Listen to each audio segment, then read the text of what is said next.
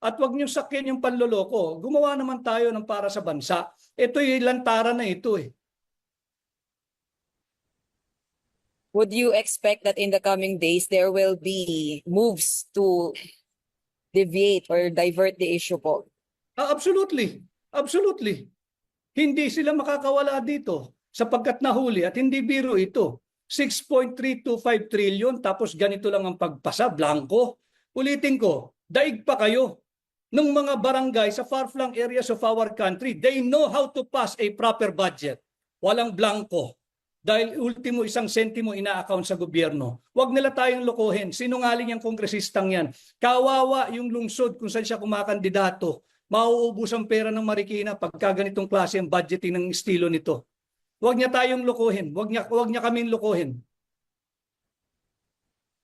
Lang po sa akin. Maraming pong salamat, Attorney. Salamat. May iba pa po ba magtatanong? All right. I guess that's it. Anything you would like to add, sir? Attorney Vic, dito nga po sa issue na ito, doon nag-budget, at may gusto pa po ba kayong sabihin? Wala naman. Basta't kami ay nag-file quietly kahapon bilang pagkilala at pagrespeto sa Korte Suprema. Subalit nais lang nating ituwid yung mga kasinungalingan ng mga nandiyan sa mababang kapulungan at kung ano-anong kalokohang sinasabi. Tutuwid do namin kayo. Hindi dahil kami magkakaroon ng budget pag ito'y na-set aside. Pera niyo po ito eh. Kayo naglagay ng mga halaga dito eh. Kayo ang diretsyong makikinabang dito eh. Linalabanan lang namin. Bakit? May karapatan kami. Pera ng Pilipino ito eh. At wag mo nang lokohin ang sambayan ng Pilipino. Huling-huli na eh. Ulitin ko, daig ka pa. Nung pinakamalayong barangay diyan sa Kongreso, marunong silang magpasa ng tamang budget. Hindi katulad mo, hindi katulad ninyo. Tigilin nyo na yung pangbubudol ninyo.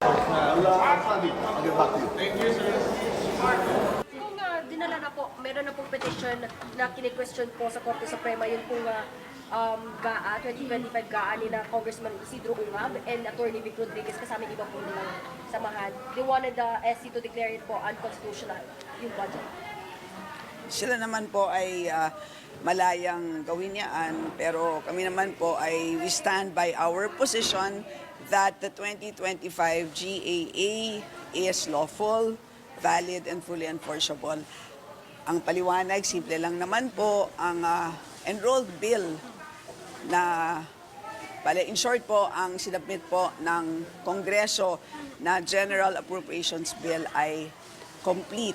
At yun po ang naging basehan po ng 2025 CAA. Ma'am, you also mentioned in a statement na yung pag-ratify nung revised or yung corrected version ay unnecessary. Ma'am, can you elaborate lang and sound out?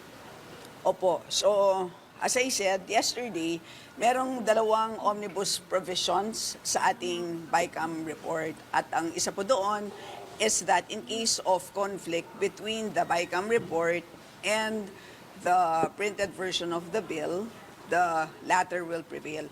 Which happened in this case kasi yung BICAM report merong blanks and then yung printed bill ay merong figures. So in that case, ay yung printed bill ang nag-prevail ayon sa omnibus provision. Ang importante dito is yung BICAM report ay ratified by the members. So ibig sabihin ay recognize ng members na may posibilidad na magkaroon ng corrections. Pero ang first omnibus provision